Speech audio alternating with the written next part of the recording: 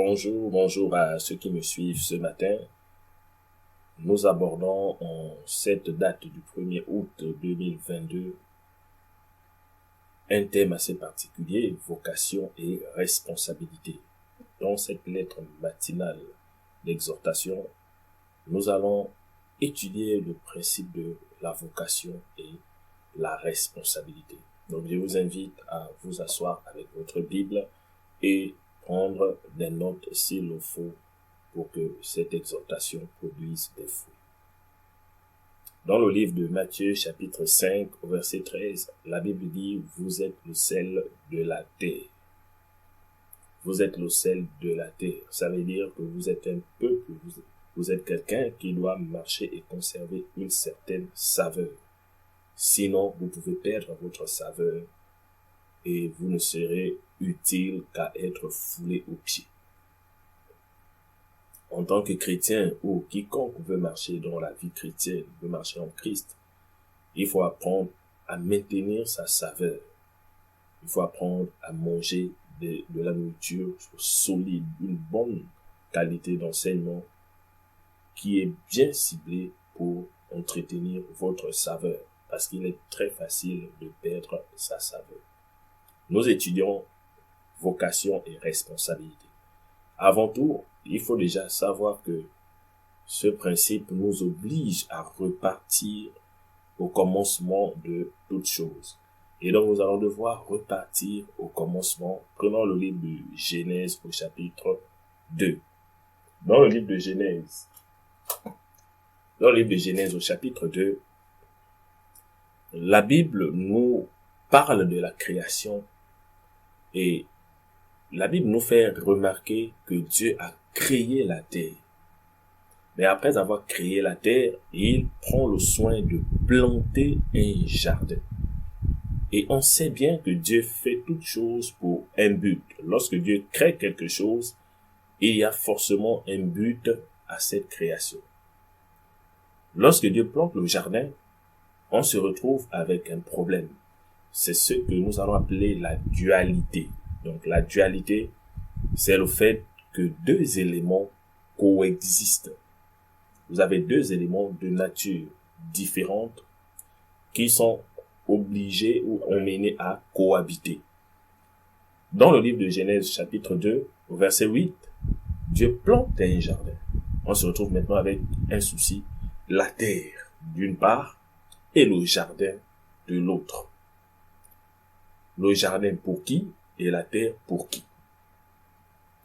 Ce que nous savons, c'est que le jardin, lui, Dieu va prendre l'homme et le placer dans ce jardin. Et lorsqu'il y a une séparation comme celle-là, c'est-à-dire un jardin d'une part et le reste de la terre d'autre part, ce petit conflit ou cette séparation fait intervenir un autre type de principe. C'est-à-dire, il y a des principes de vie qui sont réservés à chaque groupe, à chaque catégorie, à chaque environnement. Et nous allons rentrer donc dans ce premier volet, l'étude du jardin et de la terre. Comprendre ce qui s'est passé et où ça va nous mener. Lorsque la dualité intervient, il y a également une notion qui va l'accompagner, c'est ce qu'on appelle la responsabilité.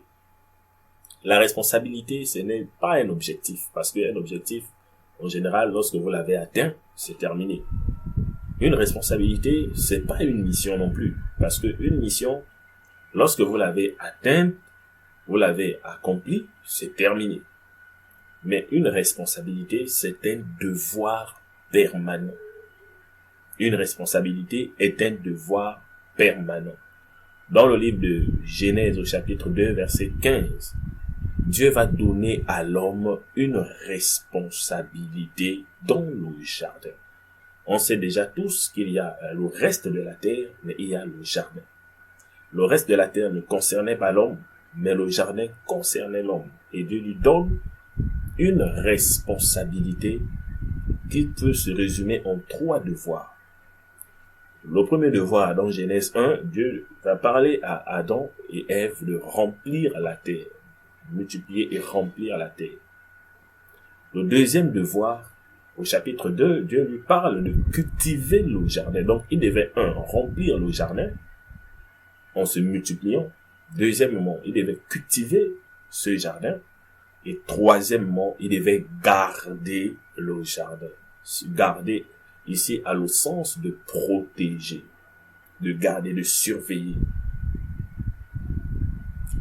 Pour ce qui est du premier devoir, franchement, il ne cause aucun problème parce que tout le monde sait le faire et très bien. La preuve, c'est que la terre, donc le jardin, n'a peut-être pas été rempli, mais on est venu remplir la terre. Pour ce qui est du deuxième devoir, cultiver le jardin, aujourd'hui, ça fait allusion au travail. Parce que lorsque Dieu parle à l'homme, il va lui dire clairement qu'il va manger à la sueur de son front un peu plus devant. Donc, pour ce qui est du travail, ça ne cause aucun problème. Parce que tous les hommes savent se lever avec l'acharnement au travail. Mais pour ce qui est de garder, voici là où intervient le problème. Parce que si on n'a pas bien compris ce que ça veut dire garder quelque chose, alors on ne peut pas la faire avec efficacité. Quand vous n'avez pas compris un devoir, vous ne pouvez pas le faire avec succès. On sait très bien d'où vient le mot échec. L'homme a eu du mal à assumer le troisième devoir parce que dans le jardin, il n'a pas compris concrètement ce que voulait dire garder. Parce que lorsque le diable se présente et lorsque la femme vient pour parler à l'homme, l'homme n'a pas compris que dans la notion de garder, il y avait la notion d'obéissance également qui intervenait. Dieu a donné un interdit, il a donné une injonction à ne pas franchir, mais l'homme a décidé de la franchir. Dieu voulait que l'homme dans le jardin soit la seule autorité, le seul responsable, celui qui donne accès à qui il veut. Et on va dire principalement à Dieu lui-même, parce que c'est lui qui avait la possibilité d'entrer dans le jardin à tout moment et parler à l'homme. Et donc l'homme aurait dû interdire l'accès à quiconque ne vient pas de la part de Dieu. Je répète, l'homme devait interdire l'accès à quiconque ne vient pas de la part de Dieu. Pour la simple raison que ce qui va se passer avec le serpent, c'est que l'homme, lorsqu'il entend la proposition que la femme lui fait, ou lorsque la femme entend la proposition du serpent, elle aurait dû remarquer que cette créature, cette fois-ci, ne vient pas de la part de Dieu. Et si elle ne vient pas de la part de Dieu, il n'y a pas de raison de lui laisser l'accès et de discuter avec lui. Malheureusement, Dieu va donner accès au diable. Donc Satan va avoir l'accès et va parler à l'homme, et l'homme va être chassé du jardin. Le troisième devoir de la responsabilité de l'homme n'a pas été correctement assumé. Et dans le livre de Genèse, au chapitre 3, verset 23, on réalise tout de suite que l'homme échoue et Dieu est désormais obligé de le chasser du jardin, le mettre hors du jardin. Et le souci qui va se présenter, c'est que Dieu n'a plus personne, Dieu n'a plus quelqu'un avec qui il peut communiquer constamment comme il le veut et comme il le faisait avec Adam. Dieu n'a plus personne, étant donné que l'homme et la femme sont partis hors du jardin. Le jardin existe toujours, Dieu existe toujours, mais l'homme n'est plus dans ce contexte parce qu'il est chassé.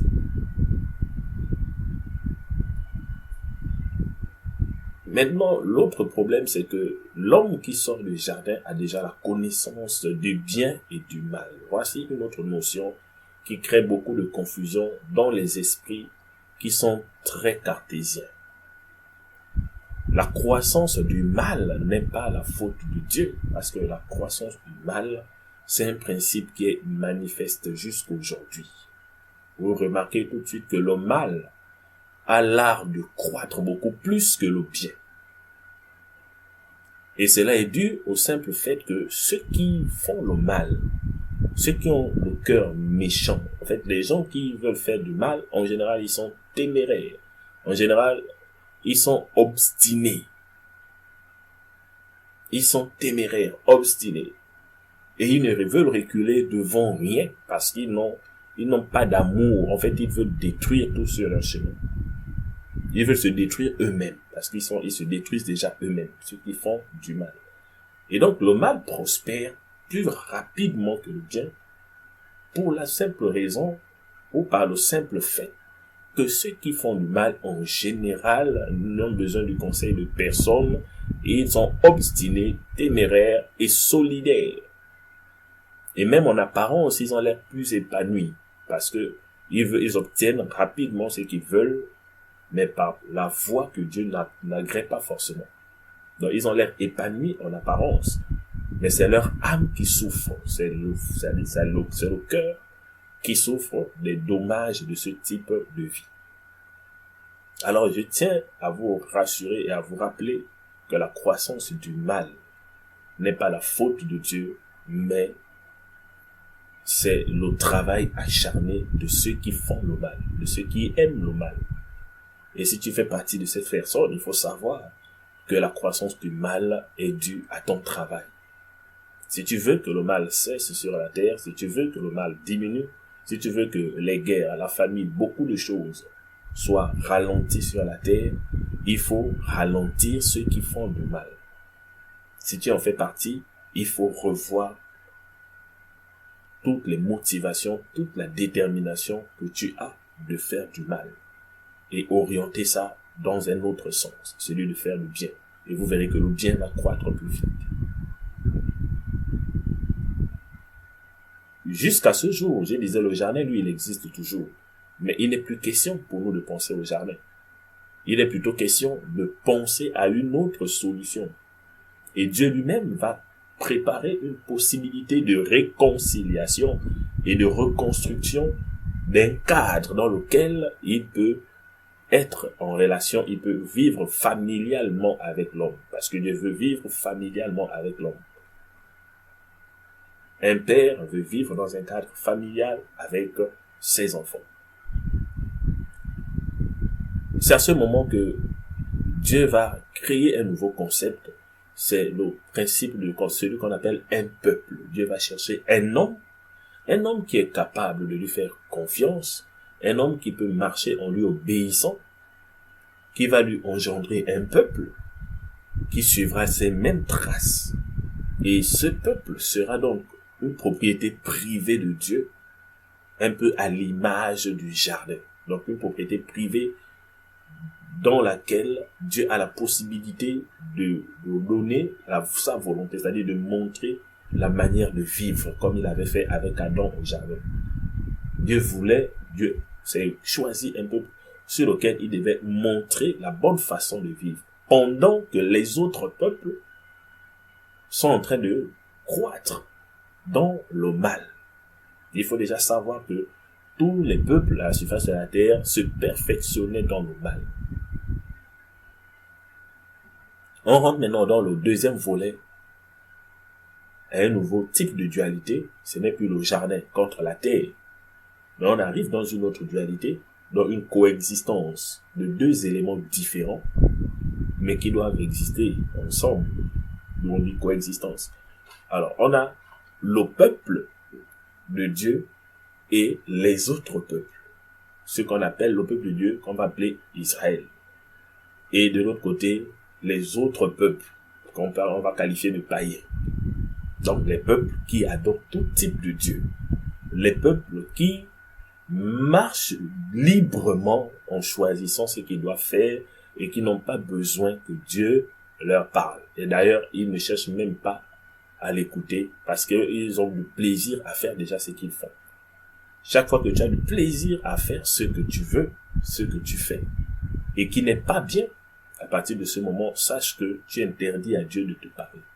En fait, tu n'as vraiment pas besoin que Dieu te parle. Dieu va trouver Abraham et c'est d'Abraham que le peuple va sortir. on va constater que Dieu va ramener un ancien problème, donc un problème ancien, celui de l'échec du jardin. Dieu va ramener la responsabilité. S'il y a dualité, il y a séparation. Et s'il y a séparation, il y a dualité. Et s'il y a dualité, il y a responsabilité.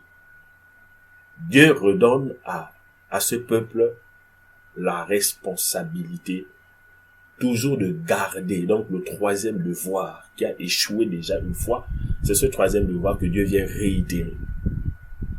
Parce que pour les autres devoirs, de toutes les façons, ils se multipliaient très bien, ils cultivaient et travaillaient très bien, mais il faut se protéger d'une nouvelle invasion du même Satan qui a détruit la condition de l'homme au jardin et qui à tout moment cherche toujours à s'infiltrer dans le cadre de l'homme pour le séparer de Dieu. Si quelqu'un n'a pas compris ça, il ne peut pas comprendre le reste. Le diable ne cherche qu'à s'introduire dans l'environnement d'un homme ou des hommes pour les éloigner de Dieu. Donc l'éloignement de Dieu ne sera jamais ton choix. Si tu penses que c'est toi qui choisis de ne pas appartenir ou de ne pas servir Dieu, c'est pas ton choix. C'est le choix du diable. Il s'est introduit dans ton univers et il t'a éloigné de Dieu. Et il te rend incrédule et t'empêche de céder le pouvoir qu'il faut à Dieu. Je t'invite donc à réaliser que ce n'est même pas ton choix. Mais c'est un choix qui est influencé par la sémence du mal. La loi est symbolisée. Quand Dieu vient, il donne au peuple d'Israël, par Moïse, la loi. Et la loi, elle est symbolisée par des commandements.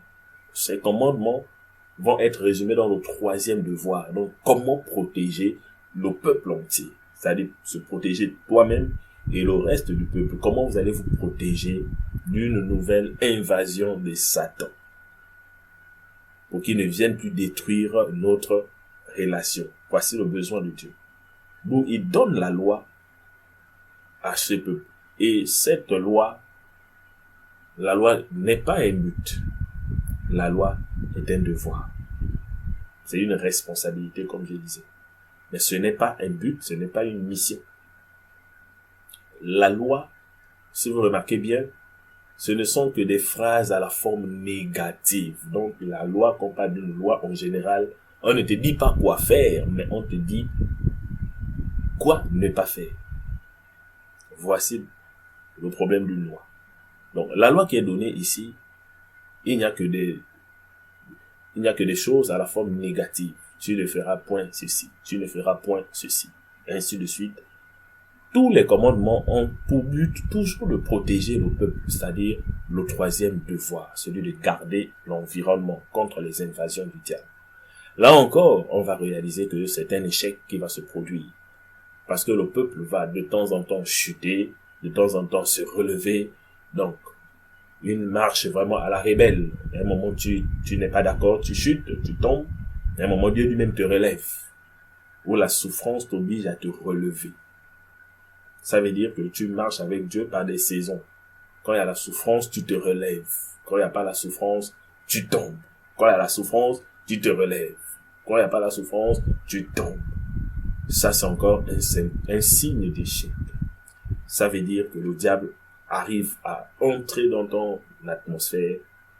Il arrive à t'éloigner de Dieu. Et à chaque fois, c'est Dieu qui doit venir te ramener vers lui. Ce matin, je t'exhorte également à veiller sur ça. Si tu veux rentrer ou marcher d'une manière agréable à Dieu, c'est ta responsabilité de veiller et de garder ton environnement contre les invasions du diable.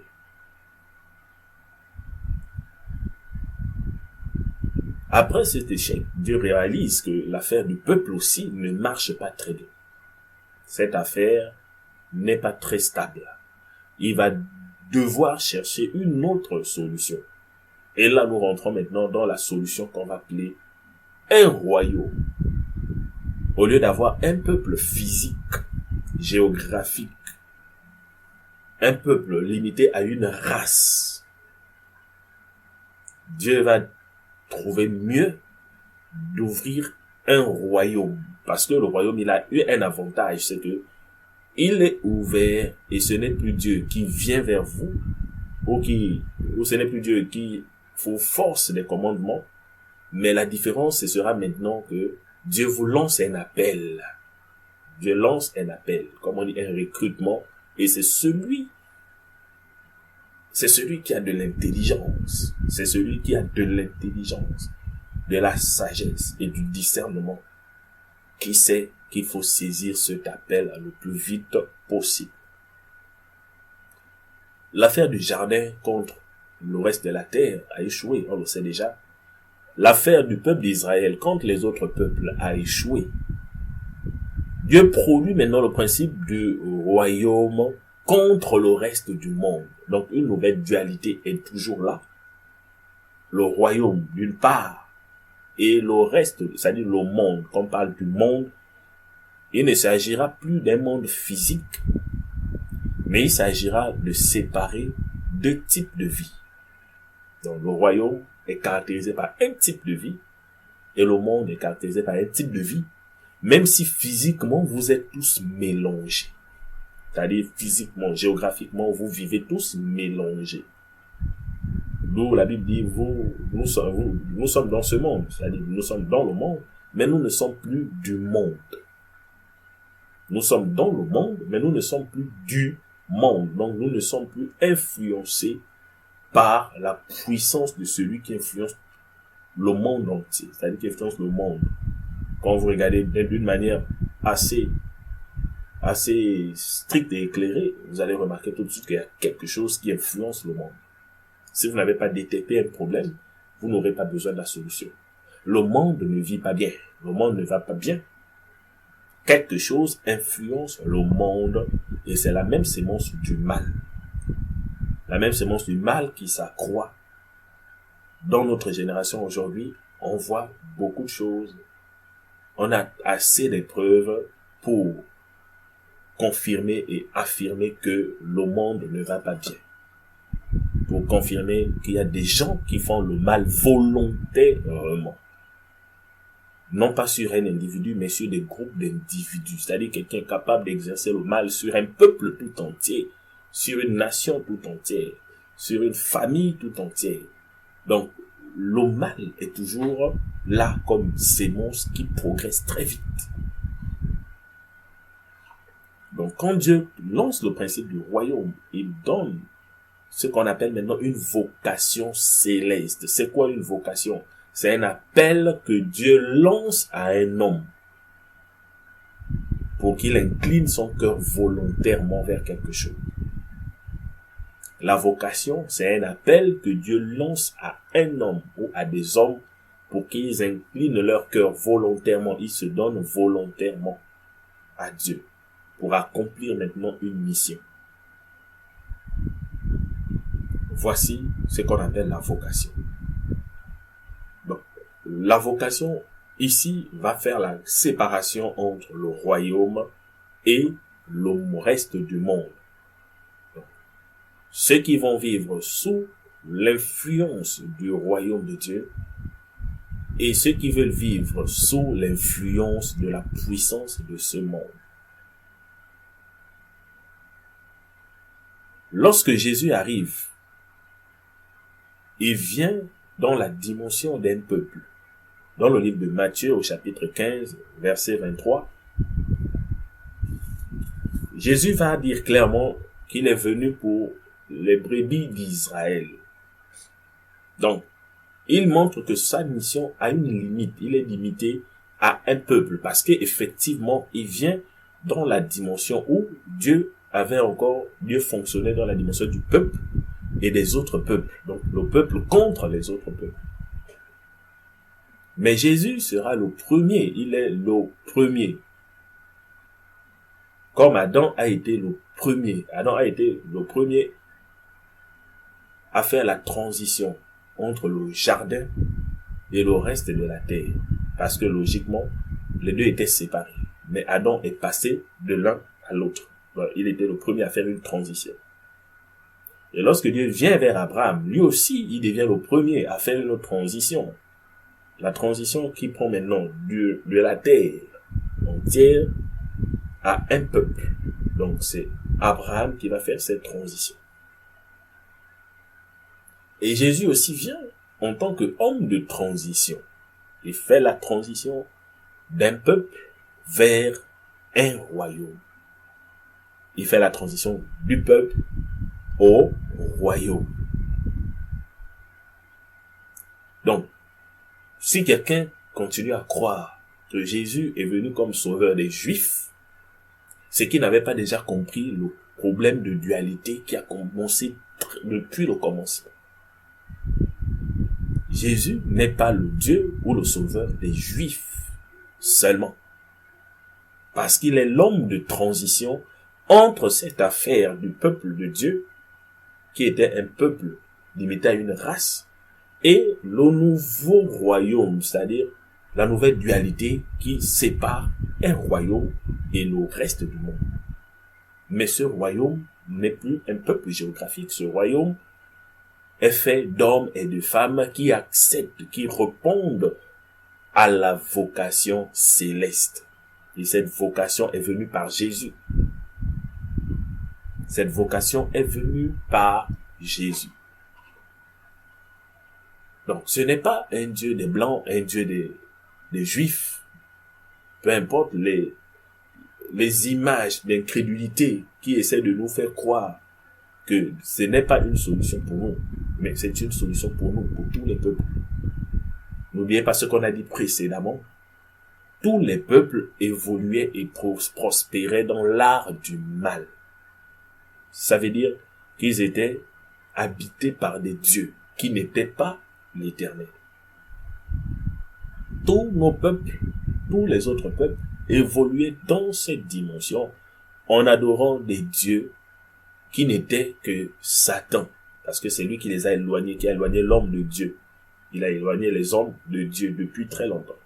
Donc tous les peuples qui progressent, qui prospèrent dans le mal, prospèrent en adorant ou progressent en adorant Satan, sous forme des idoles et tout ce qu'on connaît. Et ça, ce n'est pas une affaire de race. Ça, c'est une affaire qui concerne la lutte entre l'homme et Satan. Parce que Satan a décidé à tout moment d'éloigner l'homme de la présence de Dieu. Alors, ce matin, je voudrais que nous comprenions que la vocation céleste n'est plus limitée à un seul peuple. Parce que cette affaire également, pour Dieu, a échoué déjà. Il fallait passer à quelque chose de plus grand. Quelque chose de plus consistant. Et je vais vous donner, par exemple, l'un des avantages, surtout l'avantage principal de la vocation. Lisons Jean chapitre 16 au verset 7. La Bible dit: cependant, je vous dis la vérité, il vous est avantageux que je m'en aille, car si je ne m'en vais pas, le consolateur ne viendra pas vers vous. Mais si je m'en vais, je vous l'enverrai. Et quand il sera venu, il convaincra le monde. Il convaincra le monde. Ici, on parle le monde, c'est-à-dire le monde entier. Tous les hommes de la terre. Il les convaincra en ce qui concerne le péché, la justice et le jugement. Ça veut dire que la transition que Jésus a faite va finir avec l'affaire du peuple, un peuple choisi, mais va aller maintenant dans le monde. Parce que celui qui va venir, donc le Saint-Esprit, quand il va venir, il ne va pas travailler qu'avec un peuple, il va travailler avec le monde entier. Tous les hommes, ce sera une vocation. Donc l'appel sera lancé à tous les hommes. Et c'est lui qui va les convaincre de leur état et de leurs besoins, la nécessité de répondre rapidement à cet appel. Parce que il y a un temps où l'appel est là, l'offre est disponible, mais il y aura peut-être un temps où tu ne pourras plus choisir. Si tu continues à hésiter, un moment, il viendra le temps où tu n'auras plus de choix. Il convaincra le monde en ce qui concerne le péché, la justice et le jugement. En ce qui concerne le péché, parce qu'ils ne croient pas en moi, ceux qui continuent à ne pas croire, ceux qui continuent à ignorer pourquoi Jésus est venu et quelle était donc la nécessité. Si vous suivez cet enseignement, j'espère que vous comprenez mieux quelque chose. Donc, cette dualité qui nous poursuit depuis le jardin, c'est celle qui est là jusqu'aujourd'hui. Et donc, lorsqu'on parle du péché, ce n'est pas une affaire d'un peuple, c'est l'affaire de tout le monde. Ceux qui ne croient pas en lui, l'Esprit va les convaincre du péché. La justice, parce que il va au Père. Donc, je vais au Père et que vous ne me verrez plus. Le jugement, parce que le prince de ce monde est jugé. Le prince de ce monde est jugé. J'ai encore beaucoup de choses à vous dire, mais vous ne pouvez pas les porter maintenant. Quand le consolateur sera venu, l'esprit de vérité, il vous conduira dans toute la vérité. L'esprit de vérité, il vous conduira dans toute la vérité, car il ne parlera pas de lui-même, mais il dira tout ce qu'il aura entendu et il vous annoncera les choses à venir. Vous comprenez tout de suite, aux yeux de Dieu, il n'existe plus que deux choses. Le royaume de Dieu ou le monde dans son système de vie qui est sous l'influence du prince de ce monde. Je reprends. Aux yeux de Dieu, il n'existe plus que deux choses. Aux yeux de Dieu, il n'existe plus que deux choses.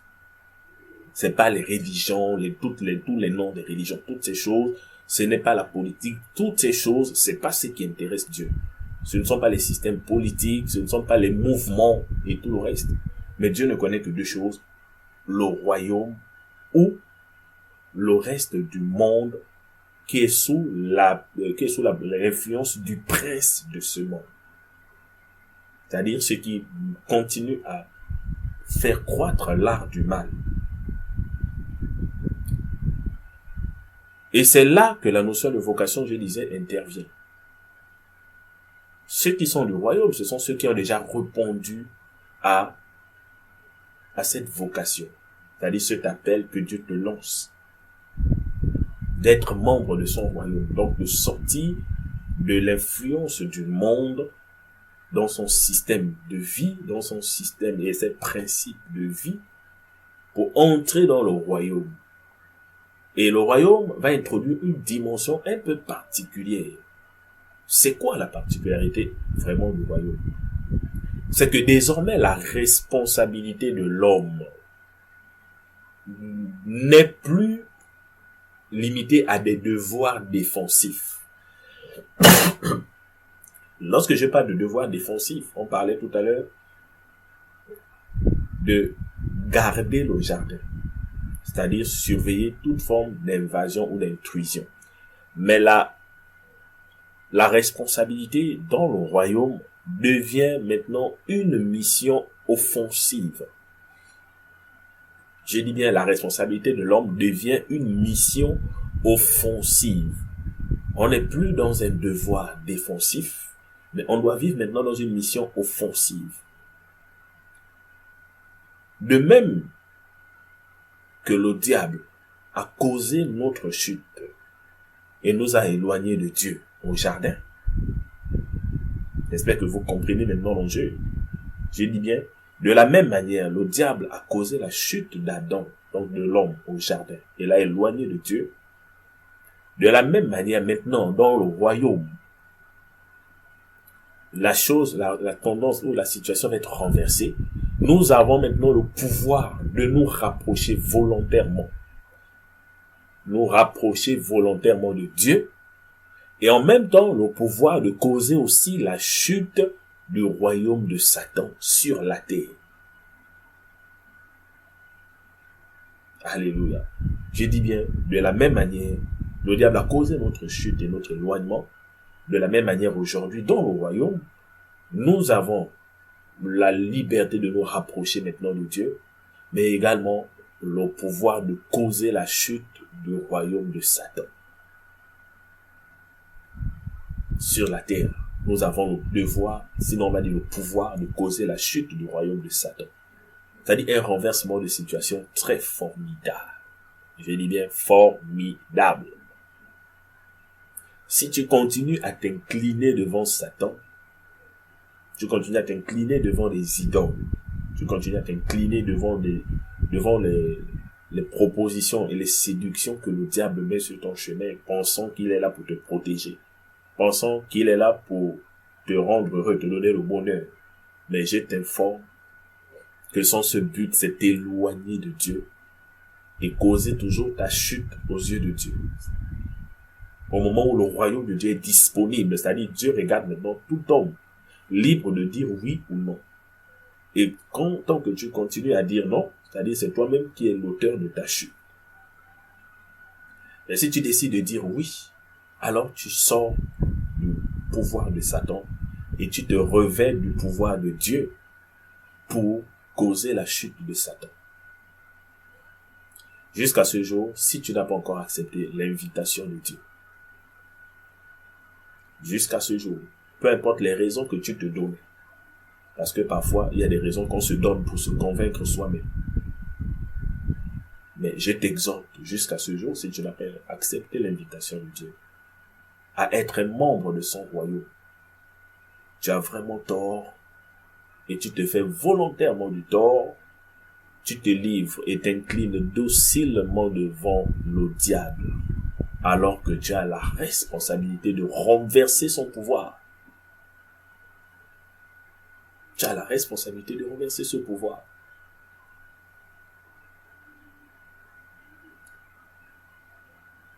Arrête-toi un instant. Pendant que nous terminons cette lettre d'exhortation, arrête-toi un instant et fais le bon choix. Le royaume de Dieu, ce n'est pas l'affaire d'un peuple. Le royaume de Dieu a surpassé l'affaire d'un peuple, la dimension d'un peuple, a surpassé la dualité du jardin et de la terre, a surpassé la dualité du peuple et des peuples. Mais nous sommes dans le royaume contre le monde. Alors je t'invite à faire le bon choix. Il ne s'agit plus de l'alliance d'un peuple, mais c'est un Père. Dieu est notre Père et il te donne la possibilité de marcher dans la réconciliation. Je donnerai des détails de ce royaume dans un prochain enseignement, dans la prochaine lettre, certainement, si Dieu le veut. Nous allons rentrer dans les détails et je t'invite simplement à adhérer au royaume de Dieu. Fais-le maintenant, parce que plus tard, ça peut être trop tard. Amen.